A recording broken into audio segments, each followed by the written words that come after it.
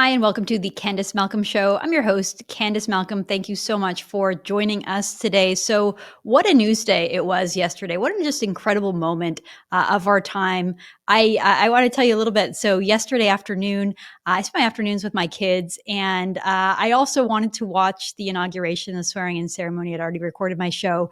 So, there I was in the kitchen with three of my four kids. We were baking some banana muffins, and I had my laptop open with the inauguration on. It was a replay at that point, but it was really fun. My kids call President Trump, they call him President Trumpet. I don't know why that they always trumpet. And they were kind of engaged, asking tons and tons of questions. And I was kind of making them watch it, but then they liked it and they got excited when they did the prayer and they said, we pray to God too. And they're praying. And it was just very wholesome and very cute. And I think it was just an exciting moment, right? Like Trump promised to bring in a golden age of America, of American capitalism. And I really hope that Canada will be on board with that. I hope that Canada will be part of that movement. And so really wanted to take it all in. We're going to go through all the latest today, including the tariffs and how our government is responding and how our elites are responding to those who are actually taking action and making inroads down in Washington. So first, as you know, Donald Trump was sworn in yesterday, the 47th president of the United States. It was an indoor ceremony in the U.S. Capitol Rotunda, and it was marking the start of his second term, not consecutive terms. So again, quite a feat. Here is Donald Trump swearing the oath. I, Donald John Trump, do solemnly swear. I, Donald John Trump, do solemnly swear. That I will faithfully execute. That I will faithfully execute. The office of President of the United States. The office of President of the United States. And will, to the best of my ability. And will, to the best of my ability. Preserve, protect, and defend. Preserve, protect, and defend. The Constitution of the United States. The Constitution of the United States. So help me God. So help me God. Congratulations, Mr. President.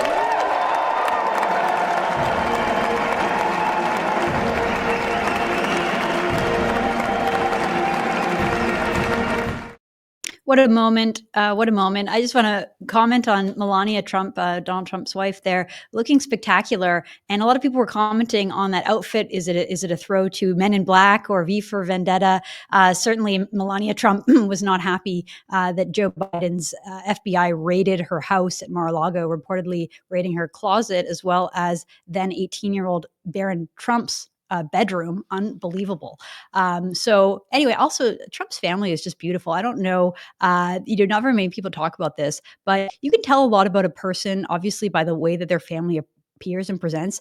Everybody in Trump's family is incredibly healthy, incredibly fit. They're all very elegant people. They all are involved in the business. They're all very successful, not only in their professional lives, but in their personal lives. They all have lots of kids. Most of them have great, happy marriages. So really just a testament to Trump, the man, and his character for raising such a wonderful family. Trump went right to work. So the inauguration happened. There were celebrations throughout Washington. It seemed like a very fun, energetic time to be in Washington. I saw some great clips there was one of Tucker Carlson just walking down the street, and it was like he was walking through a small town. Everybody was saying, hi, Tucker, congratulations and all this stuff. And he just seems like a super happy, friendly guy. While the rest of Washington were celebrating, and a lot of conservatives were celebrating, Trump went right to work and began signing executive order after executive order. So he reportedly signed over 200 executive orders on day one. The very first thing he did was signed one order rescinding 78 executive orders left over from the presidency of Joe Biden, including at least a dozen measures which had supported DEI initiatives. So those are gone. Next, he announced the withdrawal from the Paris Agreement, informing the United Nations that the U.S. would withdraw from the landmark climate treaty. So I think we can happily at this point say that the entire Green New Deal, Green New Economy, Justin Trudeau, Mark Carney, their whole shtick about taxing our economy with carbon taxes in some effort to encourage countries like China and India to lower their emissions, that era is dead. That approach was a failed approach. And I think we can all happily move on from there. Trump wasn't done, of course. He announced that he would be withdrawing from the World Health Organization, just completely abandoning that organization. The United States, of course, is the number one largest financial contributor to that organization. So quite a blow to the WHO. Of course, that is the organization that was behind so much of the horrible tyrannical policies during the COVID era. Next, Donald Trump announced a federal hiring freeze. He did exempt the military and a few other categories, but otherwise there will be no new bureaucrats hired to the federal government in Washington. He also announced a regulatory freeze, halting all new regulations until full government control is established. He called for all federal employees to resume back to work, back full time, back in person, in offices. I think that one of the huge victories that conservatives and any classical liberal or libertarian was celebrating was the free speech protections that were ensured and that were brought in. So the order restoring the freedom of speech and the prevention of government censorship. Next, I mentioned this one quite briefly on the show yesterday, but Donald Trump announced that he would be removing gender ideology guidance from the federal government, from communication policies and forms. The order makes it official policy that there are only two genders, male and female. Talk about common sense. Talk about something that was basically universally agreed upon until a couple of minutes ago, and the left hijacked everything, and now we are taking it back. So great to see that from Trump. He also issued a pardon to the January 6 protesters, the nonviolent protesters who were caught up in a political witch hunt. Many ended up in jail. So those were all pardoned. He also ordered, this is huge, he ordered that the government reinstate and offer full payback to any service members who were expelled from the military for refusing to take the COVID-19 vaccination. So full reinstatement and back pay. Don't you just wish that we would do something like this in Canada? So many of these things that Trump ushered in on day one here are sorely, sorely needed in Canada. I wish that Pierre Poilievre and the Conservatives would talk more about these kind of things. Interestingly, things in Canada are kind of treated like they're fringe and that they're not mainstream. And yet here they are, the law of the land, mainstream in the United States. I think they are mainstream up here in Canada. It's just that our elites have hijacked the institutions so we don't hear from them. What else did Trump do? Trump designated drug cartels as terrorist entities, which now means that they can be targeted using lethal force. Oh my goodness. Trump is just absolutely unleashing on enemies of the United States, including completely changing immigration rules surrounding refugees and asylum claims, securing that border, mass deportations. We saw it all. What an exciting time for our American friends. One thing that was absent from those executive orders, and this again was a theme of yesterday's podcast, was that there was no day one tariff. So as you recall, Trump had previously said on day one in his executive orders, he would bring in tariffs on Canada 25%. Well, they didn't happen yesterday, so Canadians were breathing a sigh of relief. I don't know if they were celebrating because it's still a looming situation. I said we dodged a bullet. It turns out that Trump is still planning to bring in those tariffs. So at the Resolute desk, which is Trump's office in the Oval Office there, he was signing executive orders. Someone from the press asked him, what about Mexico? What about the tariffs? And here is what Donald Trump had to say.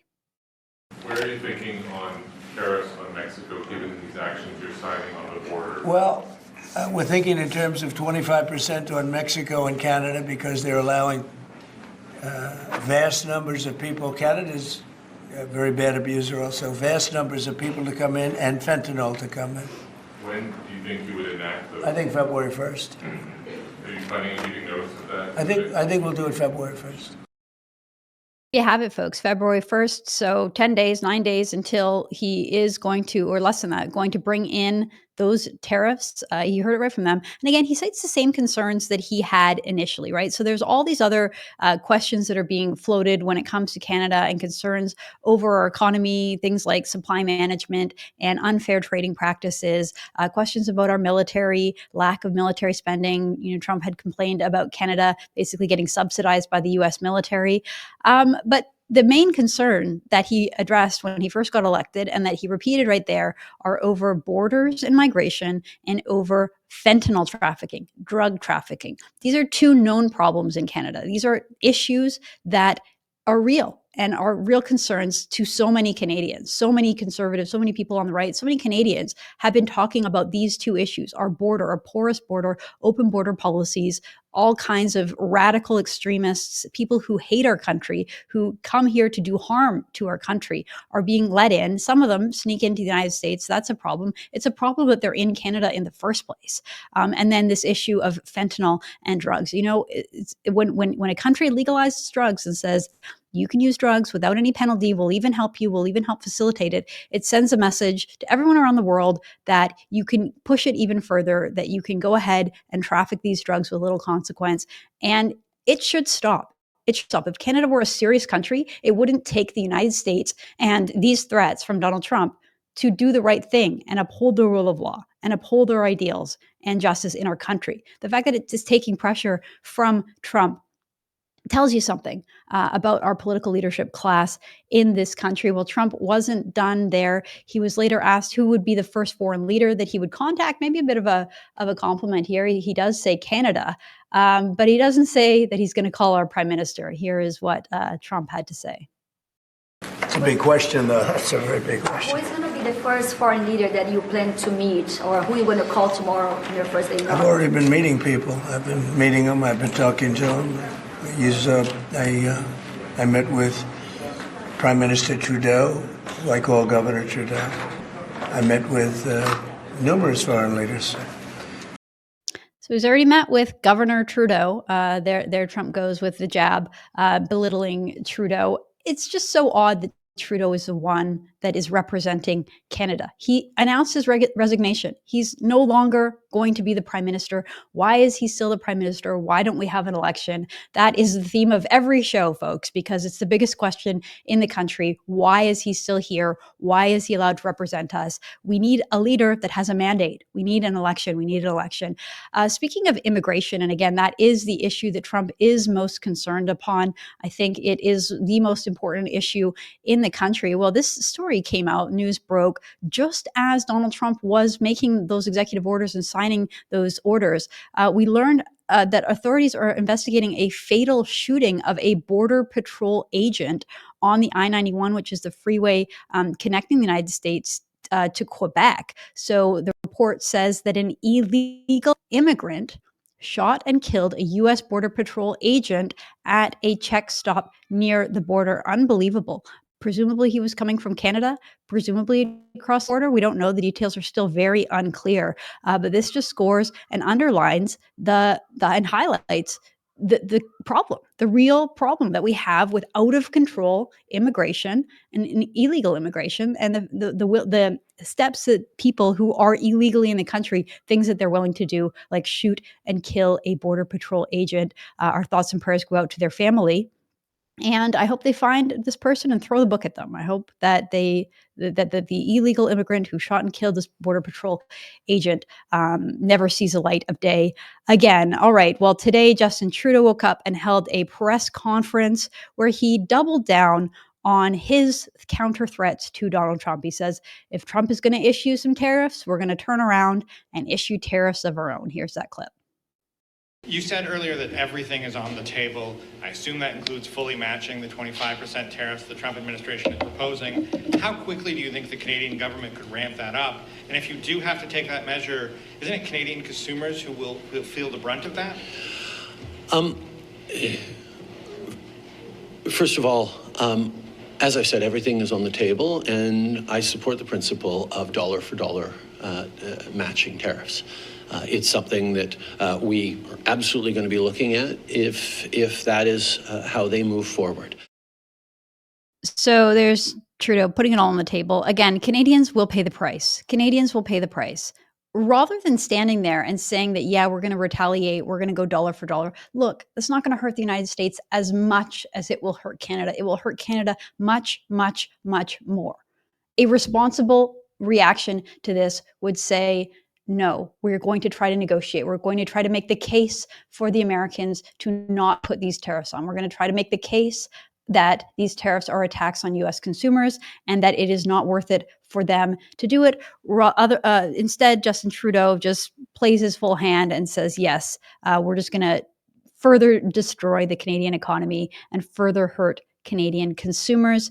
Danielle Smith strongly opposes that idea. So here she was on CBC yesterday, standing firm in her opposition to retaliatory tariffs.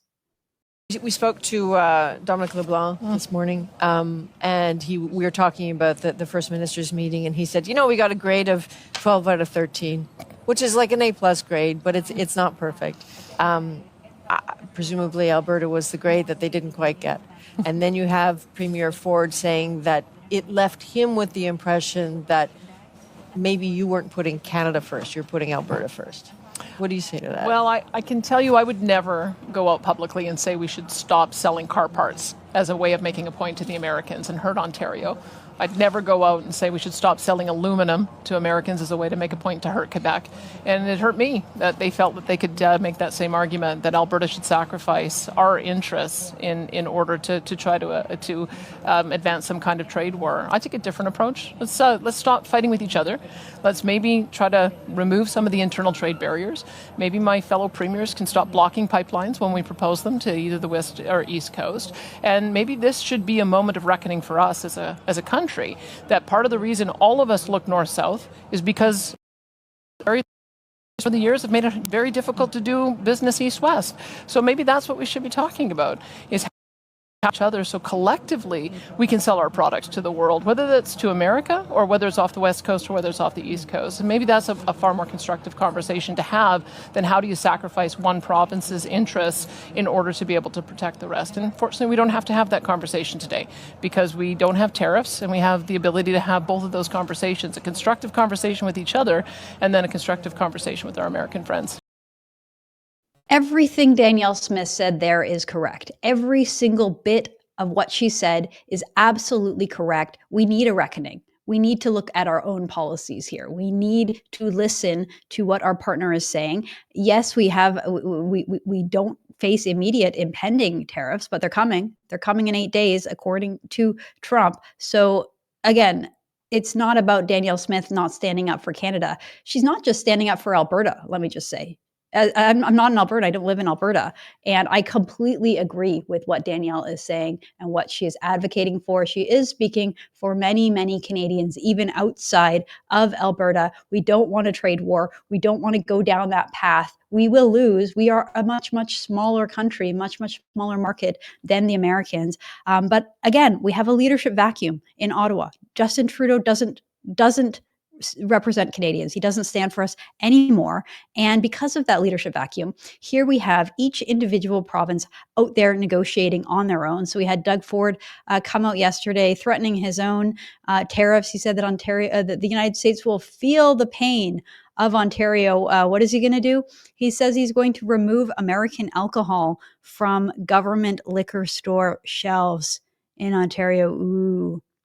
I'm sure the Americans are very, very afraid. So basically, in other words, he's going to punish Canadians. He's going to force us to drink bad Canadian wine and whiskey rather than being able to buy bourbon and Bordeaux from California. I don't see that as feeling the pain, Premier Ford. With all due respect, that is punishing us, the consumers, not punishing the Americans. I don't know that they'll even really notice it.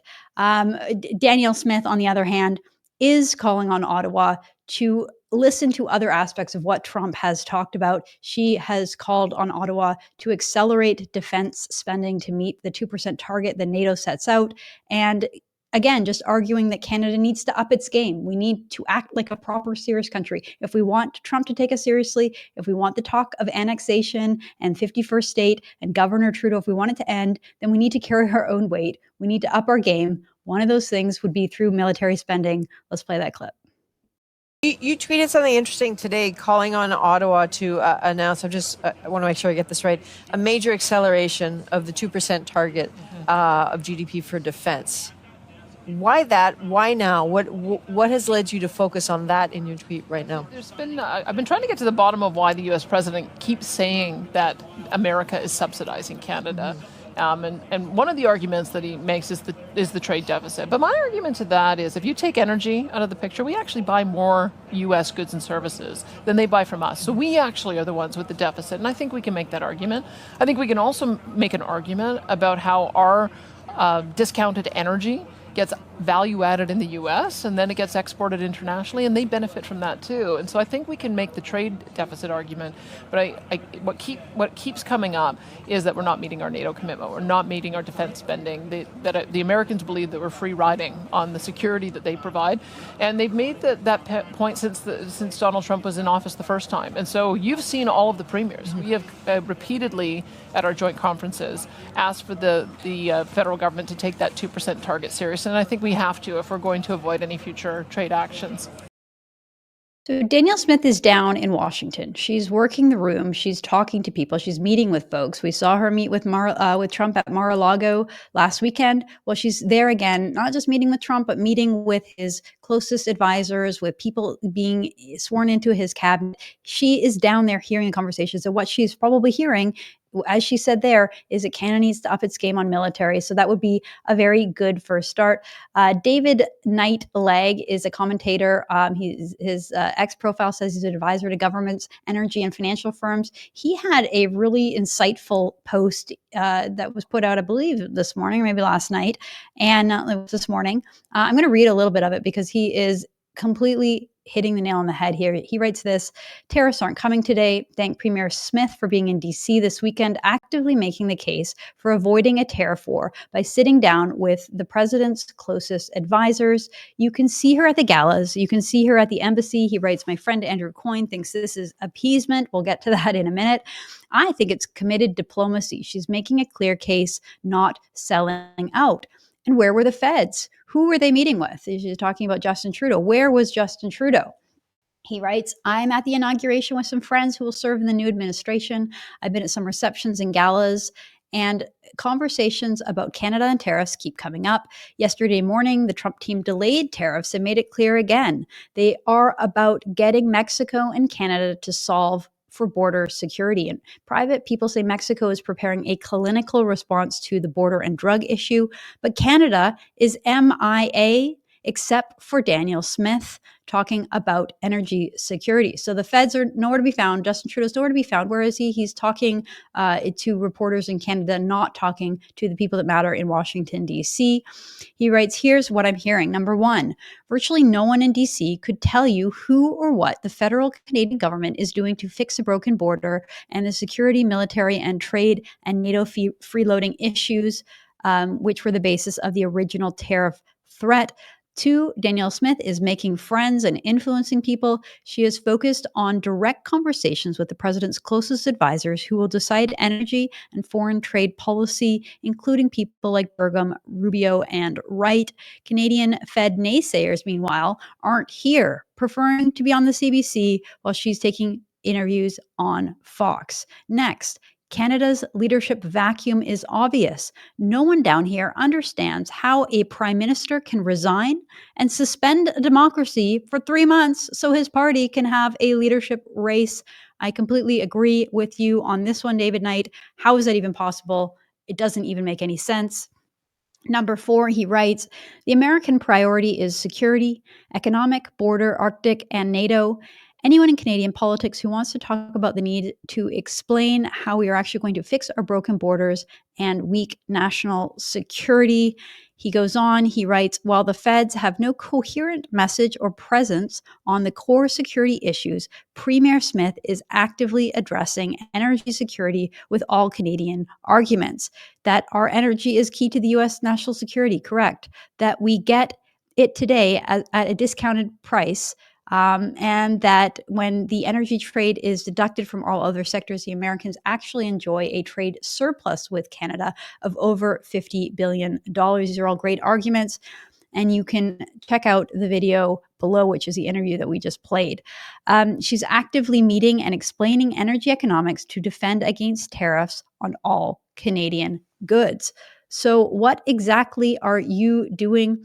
The tariff threat isn't gone, just delayed to see on the border. Maybe it's time to get to DC and start talking to the US media and the White House instead of just taking cheap shots on the CBC. He's talking there to Justin Trudeau and to the Liberals. It's a much tougher crowd down here. You'll need real answers, but it would be the right thing to do for your team, for Team Canada and our economic and national security. Danielle can show you the ropes. She's a team player. She just doesn't stay on the bench. I agree with that 100%. Danielle Smith is there making inroads for all Canadians. It's not just Albertans, it's all Canadians. And what is the reaction? What is the reaction that we see from the elites here in Canada? Well, Andrew Coyne of the Globe and Mail and Talking Head on the CBC called Danielle Smith an appeaser. Here he tweets, Premier appeaser has had better days, didn't get the tariff shifted, and didn't score inauguration tickets. So Mr. Grumpy is very, very bitter and angry and calling Danielle Smith an appeaser. No, she's just down there actually leading conversations and doing the right thing. Next, we had Kevin O'Leary, who, again, you'll know from previous episodes of the podcast, he was the one that facilitated Danielle Smith going down to Mar-a-Lago. He is out there proposing a deal with a lot of energy, a lot of excitement, talking about how Canada can benefit from a Trump presidency and how we can come up with a better deal. Well, he was on a CBC podcast called The Front Burner. It's a 35-minute interview. I recommend you go listen to the whole thing because it's really fascinating. He's arguing with this leftist journalist. Basically, she's just trying to debunk everything he's saying, but he understands the issue like 10 times better than she does. So she just ends up coming across really, really unfortunate. This is kind of a key moment of the interview where she basically says that Kevin O'Leary is acting treasonous with his ideas. Here's that clip. There was a big meeting earlier this week with all of the premiers, cabinet ministers that have been going down to Mar-a-Lago. There are people that have been working on this before Trump even got elected. I want to be transparent with you. I advise Trump to ignore them because they're going to be gone soon. And you may think that's treason. It's not. It's just a lot of people think that that's treasonous. And so how would you and I'll tell you why I have the right to do that. They see you kind of meddling in a situation that you have no mandate to meddle in. I have a Canadian passport. I'm a Canadian citizen. I do not want Justin Trudeau negotiating for me. He's an idiot. Sorry. Okay. It's called free speech, lady. It's called freedom of speech. Kevin O'Leary, as a successful multimillionaire and businessman, is free to have any conversation that he wants. If he's friends with Donald Trump because they run in the same social circles and he has ideas and opinions, he is more than welcome to voice his opinions and his thoughts. We live in a free society, or at least we should. And the CBC journalist says that it's treasonous. Hey, I'm old enough to remember when it was the CBC and leftist journalists and elites that were saying that people who were calling Justin Trudeau treasonous and a traitor, that was somehow right-wing extremism and that it was domestic terrorism and that it was dangerous. But look how the tides have turned, and it's totally reasonable for them to call you treasonous if you think Justin Trudeau is an idiot? Think Justin Trudeau shouldn't be down there negotiating? Well, I've got news for the CBC. 77%, this is according to a recent poll, 77% of Canadians want an immediate election. An immediate election given so the exact reason so that the next government can have a strong mandate to deal with Trump's threats. Read into that. 77% of Canadians don't want Trudeau down there negotiating with Trump. They want an election. They want one now. So, I mean, unbelievable that you would say that it's treasonous to go down there and have a conversation. That wasn't the only fake news that came out of yesterday. I think this one was making the rounds. And boy, calling Elon Musk a Nazi, that probably should have been on our inauguration day bingo card. Someone was going to get called a Nazi. Unfortunately, it fell on Elon Musk. So what was the context here? Elon Musk is giving a speech. Look, he's an eccentric guy. He's, known for kind of having very odd, sometimes facial expressions and hand motions, probably a little bit on the spectrum.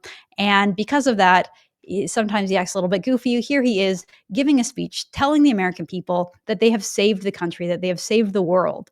He was incredibly worried about the direction things were going under the Democrats and the deep state. So Elon Musk is saying, from the bottom of my heart, from my heart to you, thank you. Okay, maybe he didn't express it in the most eloquent way, but that's what he was saying. From my heart to yours. You can see it in the full clip here. This is Elon Musk. And I just want to say thank you for making it happen. Thank you.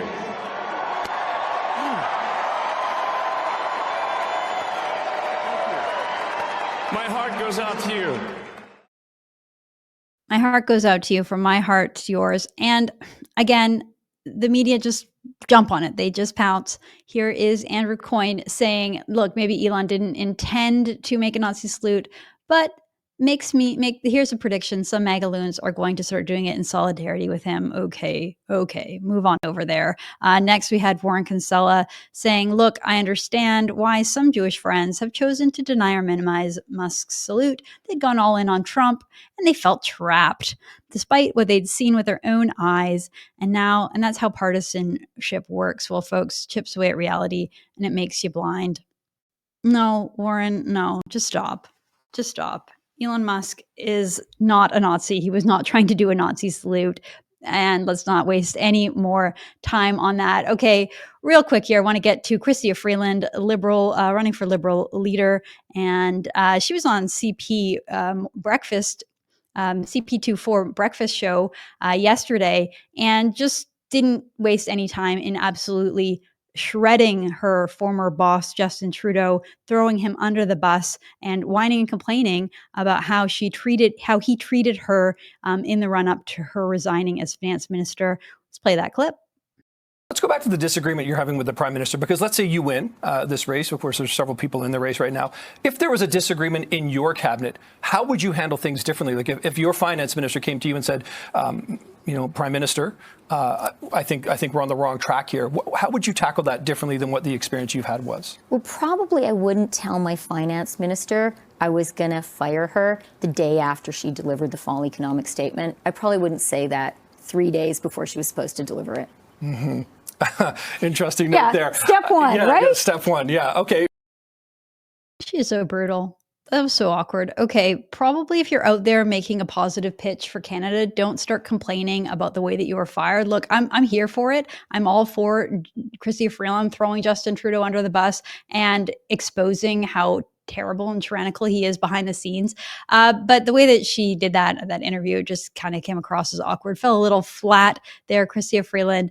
And yeah, we all know that Justin Trudeau, if you become inconvenient to him, you're gone. And that's how he treated her.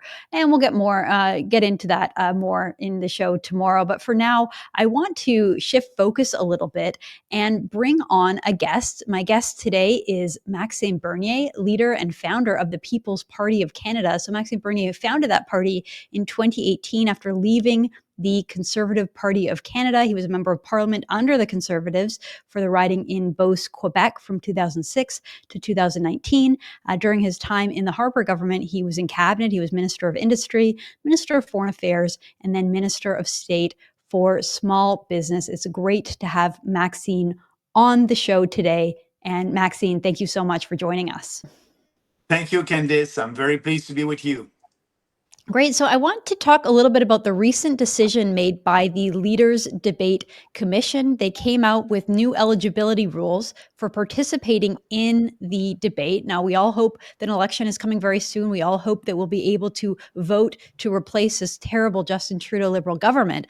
But it's important that we hear from other parties. And it seems to me, Max, that the Leaders Debate Commission has changed its rules deliberately to exclude you. So I'll just run through a little bit about what's happened. Back in 2021, they stated that parties need to have either 4% of the vote, one elected MP, or 4% in polling. Most recently, you're polling at around 5% of the country, but you don't have any seats. And so the new rules that they brought in says that you now need to meet 2 of the 3 criteria, meaning that you have to have an MP, 4% nationally polling, and 4% in the last election. And so it seems like they've changed these rules, Max, deliberately to exclude your party. So my question to you is, why do you think they're doing this? You're right about that. Actually, they're changing their rules at every election to be sure that we won't participate. Why they're doing that? Because they don't want to have a real debate at the readers' debate. We are, as you know, Candice, the only national political party that is speaking, against mass immigration, for mass deportation, on a very important issues for the country. We are the only voice, and actually we had 840,000 people, Canadians, who voted for us at the last election. So for me, that's censorship. They are censoring these people, and our voice is not there. Actually, you're right. I had a discussion with the Leaders Debate Commission a couple of months ago, and they called us because they said, that will be the same criteria. Bernier had 4% of more than 4% of the vote at the last election, so he will be in the national debates. And by the way, we want to have an interview with Bernier, and we are doing that. We, the Leaders Debate, with every leader to know what would be the best format for the Leaders Debate. So I was very pleased with that. But that was a huge surprise for us. Last week, they came with a new rule. And you're right, because they can use the polls, and they are saying, 28 days before the election, they will do an average of polls across the country. And if we don't have 4%, we won't be able to participate in the national debates. They did the same thing in 2021, and we were at that time about at 4.5% in the polls. And they use a poll that was putting us at 1%. Our average went down to 3.2, and they said you're not able to participate. So they're using the same tricks to us to be sure that we won't participate. And that's why I'm saying, Canadians, if you believe in this democracy, because that decision is undemocratic, it is unfair, and we need to be there to have that debate with other leaders. So we have a petition on our website, peoplespartyofcanada.ca. They can sign our petition, they can write to the Leaders Debate, and I will have a meeting this afternoon with a lawyer in Toronto if we can do something. But I looked at the legislation creating the Leaders Debate, and there's no appeal there, so that would be very difficult for us to sue them or do something under the law. Well, as you might remember, back in 2019, True North took the Leaders Debate Commission to court. We demanded a stay, and a federal judge actually intervened and ruled on our behalf and said that Andrew Lawton would be allowed to report on that election and get into the Leaders Debate. So, we've had some luck suing them, Maxime. You might have to do the same. I want to ask you about immigration, because that is one of the strongest issues that you've been speaking about since the inception of the People's Party. Back in 2018, that was one of the things that was the starkest difference between you and the Conservatives. I think the problem of unchecked mass immigration without any kind of integration program has just absolutely deteriorated the country. And things have gotten so much worse since then, to the point where poll numbers actually reflect the fact that Canadians do want to curb our immigration program. Even the Liberals have had to admit that. What is your position now in 2025 when it comes to deportations and Canada's immigration policy? Yeah, what we said in 2019, we wanted at that time to have fewer immigrants, a maximum of 150,000 a year, with also being sure that we'll do an interview with them. That was a very reasonable position at that time, but some people were saying because of that position that we were racist. And actually, that's not, we don't do politics based on race. We don't do identity politics. We are doing politics based on conviction and our strong vision for this country. So now our position, because of that mass immigration, because of the unvetted immigrants that are foreigners that are coming here, and our open borders policy, we need to have a moratorium on immigration. That's our position. And actually that will help to solve the housing crisis.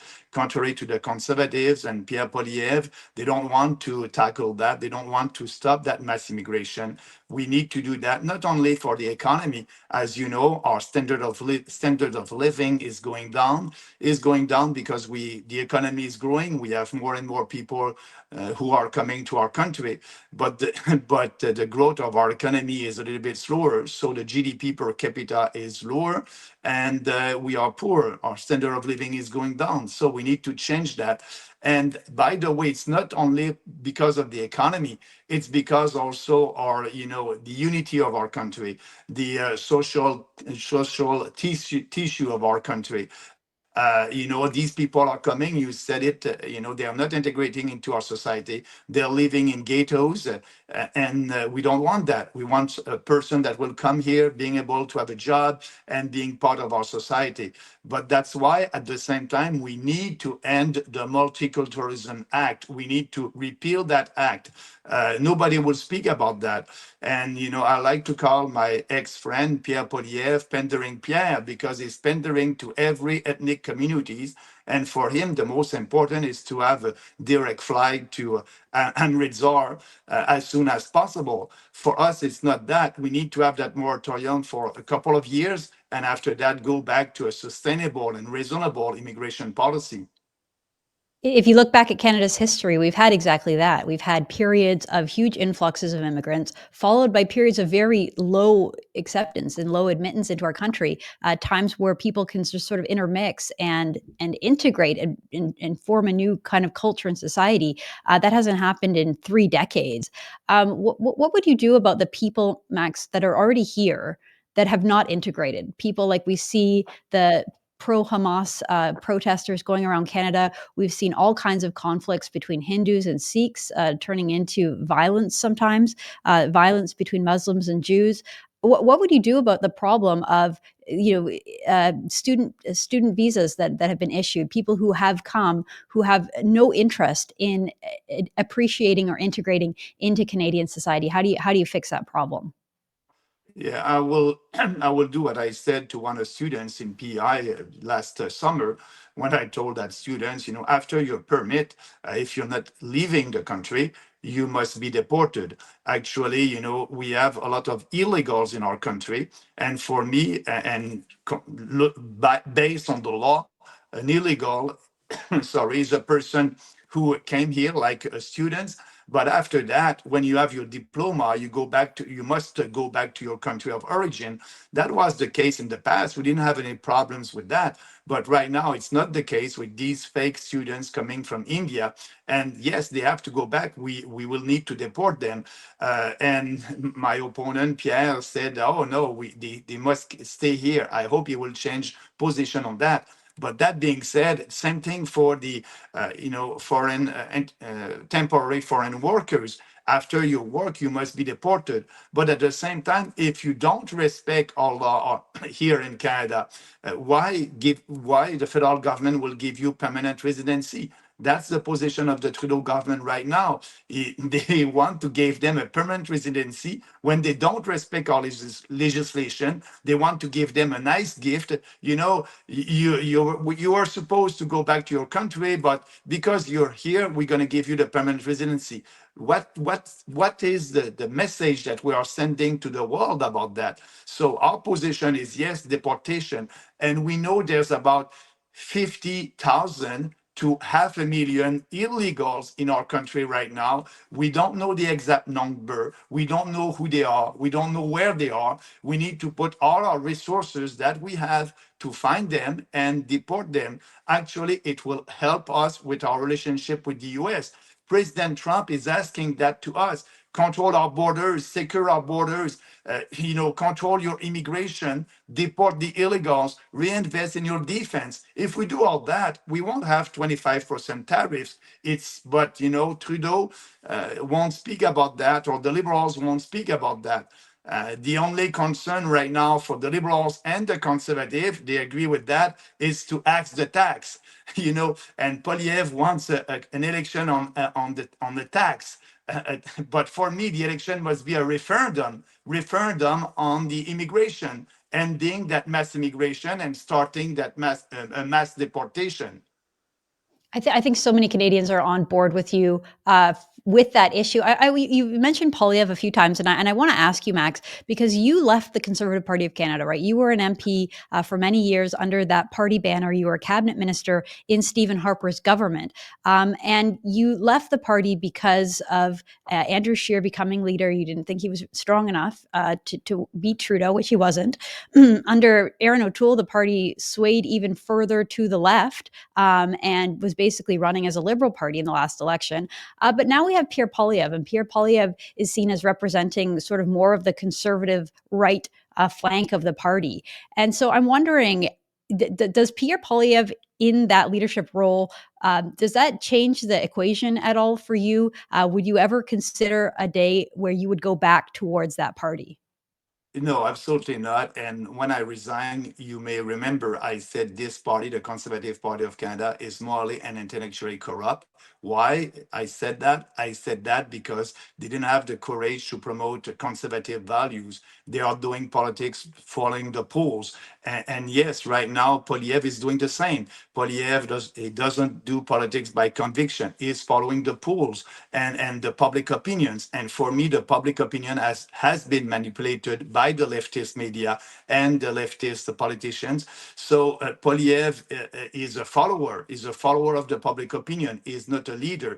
We are leading. We have a vision for this country, and we are speaking about issues that may not be that popular today, but knowing that it's the right thing to do, like for immigration, for example, or the gender ideology.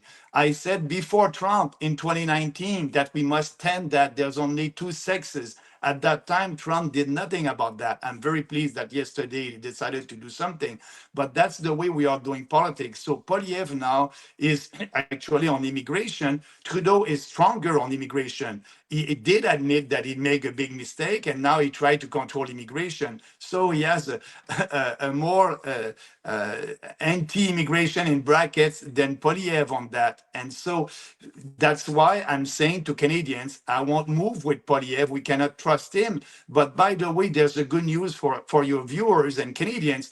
Poilievre will win the next election. Look at the polls. So there's no splitting the vote. So now Canadians can vote for the People's Party, can vote in line with their values. We will keep Poilievre honest. We will push him in the right direction. We will be your insurance policy that Poilievre will do what he said that he may do. So we need a voice, and the more the People's Party will have, the more stronger will be, the more influential we will be. So there's a win-win there. And I'm very pleased to look at the polls. And, we want, a lot of people are telling me, I don't vote for you, Bernier, because we want to get rid of Trudeau and the Liberals. That's happening. It's a question of time. Like you said, we want an election as soon as possible, but they need that voice. We need that voice in the leaders' debate, and Canadians need that voice in Parliament. So there's no risk to vote for the PPC. You are voting in line with your convictions, in line with your conscience when you're doing that. And for us, we won't do any compromise with our ideas. So answering your questions, no, never. The decision that I took to create the PPC, the People's Party, was the best political decision in my political career. Well, it's interesting because there's so many parties on the left, on the far left, and they all agree with each other on so many of the issues. And typically, it's the Conservative Party that is the outlier. And it would be nice if there were more voices to represent Canadians who aren't part of that sort of left wing, woke socialist, I guess, plurality. I don't know if they're the majority of the country. I don't think so. So it does make sense in a multi-party system. I want to ask you about the PPC's electoral record, because you used to win both quite handily when you were part of the Conservatives. But in 2019, you lost. You had 38% of the vote back then. Then in 2021, with a weaker Conservative leader, I would argue, you only got 18% there. The PPC polls around 2% nationally right now. So what would you consider to be a win in the next election? What are your goals as party leader? And is there any situation where you would decide to step down and no longer lead this party? Yeah, about stepping down, as you may know, we are, and I'm the only leader of a national political party that after every election, every election, there's a leadership review. The last leadership review of my leadership was after the election in 2029, when we had 5% of the vote, and the members of the party said at 96% that they want me to stay. So what I'm telling every Canadian now, after the election, we will have a leadership review like I'm doing. So I'm pretty confident. But like I said, I like what I'm doing, and it's a long term. It's a revolution that we are looking for, and you cannot do a revolution in 1 or 2 elections. It took more than 15 years for the Green Party to have one candidate elected. It won't take 15 years, but I'm there for the long run. I will be there at this election, and I can tell you, if the members of the party voted for me after the election to stay the leader, I will be there for the 2029 election. That would be another opportunity for the People's Party of Canada. But look at the populist movement, not only in Canada, in Europe, in other countries. Nigel Farage, he tried to be elected 7 times. And with 15% of the vote, he was able to have 6 MPs elected. So because of our electoral system, that will take time, and I know it, and our supporters know it also. They're there with us for the long run. So about the score of the election, yes, the first election in 2019, we had 1.6% of the vote. Every commentators, mainstream commentators, were saying Bernier is dead, the PPC is dead. The second election, we had 5%. Oh, they said they have 5% because of COVID. This party will go down. Actually, at the next election and this election, I strongly believe that it may be an election on immigration for the future of this country. And so we have the solution for that. For 5%, I hope that we will grow our percentage of the vote. And I want to be elected also. I will have to decide the next couple of weeks where I will run, maybe in Manitoba or back in Beauce. I don't know. I'm doing some consultation right now.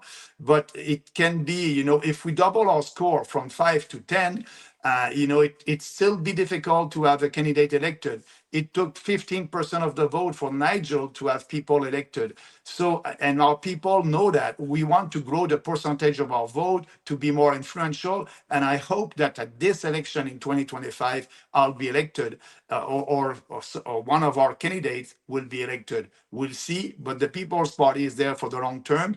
And our goal is to grow a percentage of the vote, and we'll see what will happen. So when do you expect to make the decision about what riding you will run in? Early February, in a couple of weeks from now. I did call people in Portage-Lisgar. As you know, I did run there in the by-election. I had about, I think, 17 or 18%. And in Beauce, I have a lot of friends who told me, Maxime, you're a guy from Beauce, you must come back. And so I said, we're going to look at it.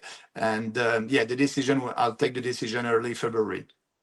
Okay, you mentioned that yesterday Donald Trump signed a number of executive orders. So many of them, Maxime, seem like they could have come right out of your PPC policy book there. So we saw that he withdrew from the Paris Climate Accord. He withdrew from the World Health Organization. Like you mentioned, he got rid of the gender ideology guidelines and got rid of a bunch of the DEI initiatives. So there are only 2 genders, male and female, officially the policy. One thing that hasn't gotten a lot of reporting, but is hugely significant, is that he is going to reinstate any service member who was expelled from the military for refusing to take the COVID-19 jab, and included full back pay. So what do you make of Trump? What do you make of these executive orders? And how can we get some of these policies implemented in Canada? Answering that question, vote People's Party of Canada, and you'll have more chances to have these policies. That being said about COVID-19, we said the same thing. I said during the COVID hysteria, I was the only one there. I was supposed to be crazy, but I was the only national leader there, out there, speaking with people, doing rallies. And I said to all these civil servants who were, not able to work anymore because they decided to not take that shot, I said they must be back to their job and with full compensation. And I'm very pleased that Trump is doing that. That's the policy of the People's Party of Canada. And yes, we want to have that discussion about COVID-19, what happened in our country. We want to reopen that debate, having a full discussion about it, and being able to compensate all these civil servants who lost their job because of their health personal decision.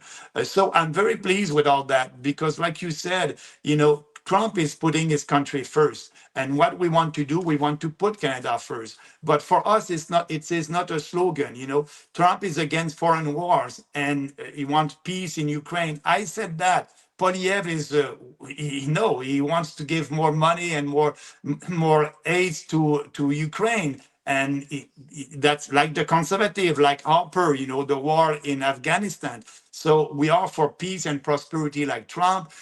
Migration compact, we want to withdraw from that, but Polyev is okay with that. So Trump is not a globalist. Trump, he is putting his country first. We are not globalists. I said that in the debate in 2019, and all our policies are there to put our country first. Yes, the World Health Organization, we must not be part of that. Foreign aid, we must cut that $10 billion and bring that money home. So I'm very pleased with Trump. Yeah, and about the tariff and the economy, that's a challenge, but we just have to let go the cartel in supply management, putting more money in our defense, and having that moratorium on immigration. I'm pretty sure that Trump will be happy and we won't have these tariffs.